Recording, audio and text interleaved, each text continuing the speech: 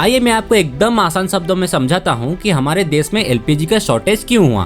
तो चलिए ये मानते हैं कि हमारे पूरे देश को एक दिन चलाने के लिए हमें 10 एलपीजी सिलेंडर्स चाहिए।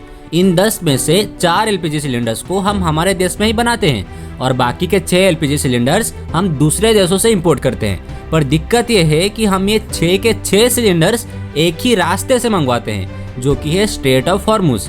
और अब क्योंकि ईरान ने स्ट्रेट ऑफ हॉर्मुज को ब्लॉक करके रखा है, तो ये 6 सिलेंडर्स हमारे देश तक पहुंच ही नहीं पा रहे हैं। एंड एज अ रिजल्ट हमें इन 4 एलपीजी सिलेंडर्स से ही काम चलाना पड़ रहा है। इसका मतलब हमें चाहिए 10 सिलेंडर्स, पर हमारे पास बस 4 है। अब जरा ध्यान से देखो, ये जो 10 सिलेंडर्स हमें चाहिए उसमें से 8 सिलेंडर्स हमें डोमेस्टिक यूज के लिए चाहिए, यानी कि आपके और मेरे घर में जो खाना बनता है उसके लिए हमें 8 सिलेंडर्स चाहिए। और बाकी के 2 cylinders hotels, restaurants, institutions, factories ये सब यूज करते हैं। तो अब क्योंकि हमारे पास 10 के जगह बस 4 सिलेंडर है, इसलिए सरकार इन होटल्स और रेस्टोरेंट्स वालों को सिलेंडर्स देना ऑलमोस्ट बंद कर चुकी है और फर्स्ट प्रायोरिटी आम जनता को दे रही है, ताकि एटलीस्ट आपके और मेरे घर का चूल्हा कुछ टाइम तक चल सके। अब ऐसे हालातों को टैकल करने के लिए हर देश अपने अपने देश में एलपीजी का रिजर्व रखती है। फॉर एग्जाम्पल, जापान ने 260 दिन का रिजर्व अपने पास रखा है, यानी कि अगर दूसरे देश जापान को एलपीजी देना बंद कर दें तो भी उसके पास 260 दिन के लिए एलपीजी है।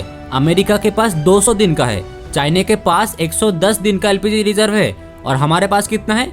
लगभग सिर्फ 20 दिन का। पर क्यों 20 दिन का ही क्यों? आप चाहते तो सरकार से ये सवाल पूछ सकते थे, पर आपको तो धर्म और जाति के नाम पर वोट देना था ना। क्योंकि